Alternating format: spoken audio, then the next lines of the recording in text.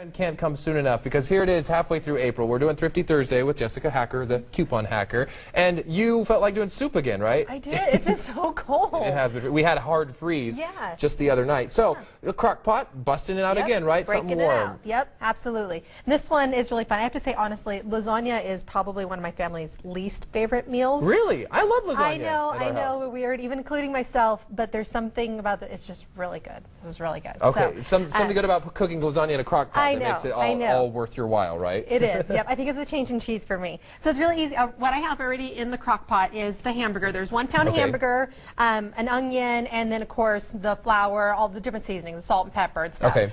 With the hamburger, just brown it like you normally would.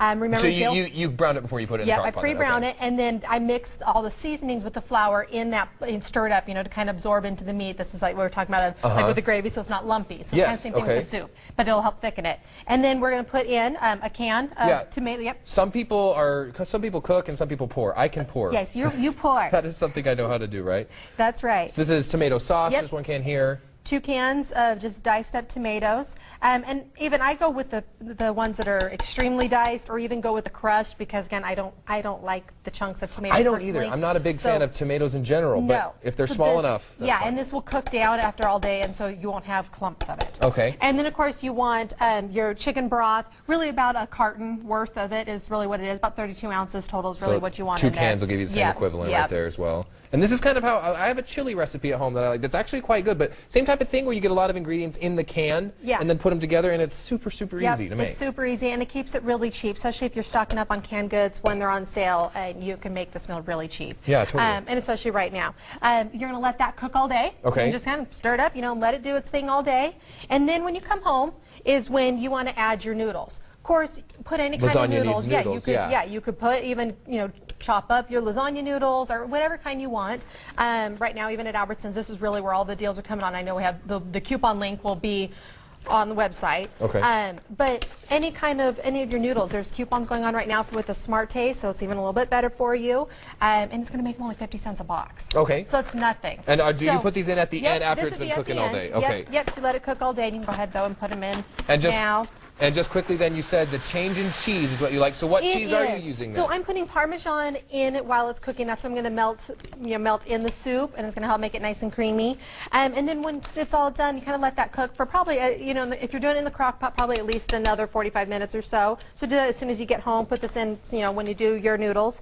And then mozzarella is really good, and this is kind of even nice to put it on afterwards. A topper. Yeah, as a topper, and just kind of let it. Some delicious cheeses there, right? So your lasagna soup cooking for you in the crock pot. When we come back, though, let's give it about half an hour because you're going to need a side to go with it as well. And this one, we're going to go monkeys over that one, if you will. Just a little teaser. All right, Jessica, we'll be back in just a little bit. Welcome back, everybody. We're finishing out Thrifty Thursday for you. It's a cheap family meal that will feed the entire family for less than $10 this week. What's the price breakdown coming to this week? It ends up being like $9.81 for this whole meal. And right close to $10, but still, for a family of, this could feed 6. Oh yeah, absolutely. Right? Yeah. So we've got the lasagna soup that we made in the last half hour already cooking here in the crock pot, which is a really neat idea. So many things you can turn into soups. Oh yeah, you really can. Just about anything. You just kind of need a little more liquid. A little more liquid and put it in the crock pot. But of course we need a side as well. And you were just telling me a little bit about monkey bread. And I've had monkey bread before, but I usually think of it as like a bigger thing that is maybe something sweet. Not quite what we're making today, though. Yeah, usually it's done as a breakfast, and it's usually done in a bun pan, something bigger. Blueberries, cinnamon, something like that. Yeah, something like that.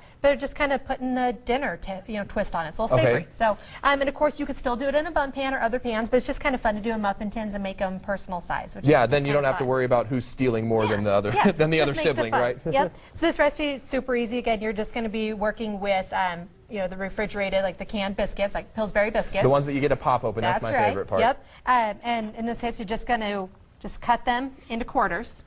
Okay.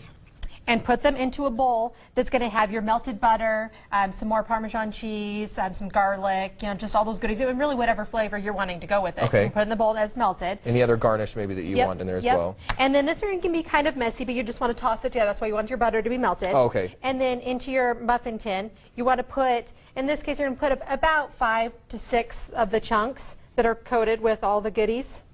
And so that's why, and the melted butter, like you said, is helping give the whole coating there for everything. Okay, that's so right. makes sense so, there. Yeah, you're just going to do that, and you're going to bake it in the oven, 350 for about 12 to 15 minutes, depending on the size of it. These don't take as long because obviously they're not as thick and dense as it would be in a button pan. And I'm assuming it's probably, I mean, if you ever forget, just look on the side of the biscuit can, cook it the same way, yep, right? It is. You're just following those directions. That sometimes might take just a little bit longer just because you're piling them like that. But yeah, that's really all you do with it. And then of course you end up with this really fun bread that just falls apart. Oh, and still warm too. Oh yes. And super good as well. And I would be the kind of person who would maybe top that with some cheese, which it looks like you did. You sprinkled some cheese on top when it was still hot, right? Yep. After I pulled out of the oven, I went ahead and just sprinkled a little bit more cheese on the top. You know, you're going to have this bag of mozzarella that you're just putting on the top of your soup anyways. Go ahead and sprinkle a little bit on the top of your bread and let it just kind of melt on it. And so perfect. You've got bread to dip in your soup. Mini monkey garlic bread. It's a bit of a mouthful there, and I have a bit of a mouthful here as I eat it as well. So we've got the recipe for you there on the screen, and tell people where they can go as well to find that recipe, to find more of your recipes, I should say. Yep, they can go to Living on a Coupon and click on our stockpile cookbook. And one of the things that you said was going on is at Albertsons right now, is where you can get most of the things that you need for this, right? Yep, it is. The Pillsbury is on sale for $1 a can at Albertsons, which is an amazing price anyways. It really is. It's like $2.50 normally about there, right? Yeah, they really are. And so, but then if you follow, there's coupons out there for them. It's going to make them only 50 cents a can again. So nice. Super cheap. So that's only cost you $1 to make, you know, I mean, for the bread, for that part of it. And you feed your family of 6, right. a whole dinner for $9.81 roundabout there, and you're probably going to have leftovers. Oh yeah, you're going to have leftover soup, and this obviously is going to make 12, you know, it's going to make a whole pan of 12, but I guarantee there's not going to be any more bread left. Yeah, they're going to eat that up, and I'm probably going to eat this up too before we get to our next segment.